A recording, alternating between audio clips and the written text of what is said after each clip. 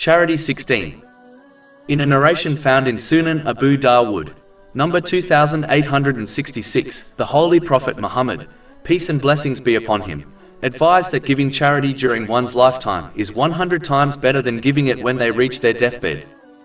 This is important to understand, as many Muslims foolishly believe they can either hoard their wealth or spend it in ways pleasing to their own desires instead of in ways pleasing to Allah, the Exalted. And when they reach their deathbeds they will then donate large amounts of wealth. First of all, as warned in this narration, a Muslim will lose most their reward behaving in this manner. This is because they have realized that they are departing from this world, and their precious wealth has now become insignificant and useless to them, as they cannot take it with them.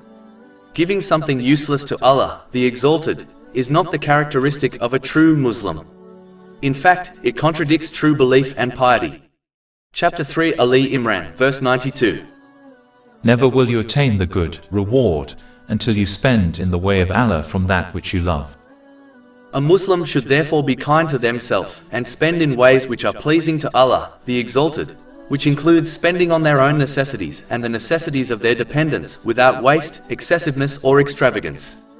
They should not wait for their last moment, as this might come unexpectedly, and spending at this time will not be so fruitful for them anyway.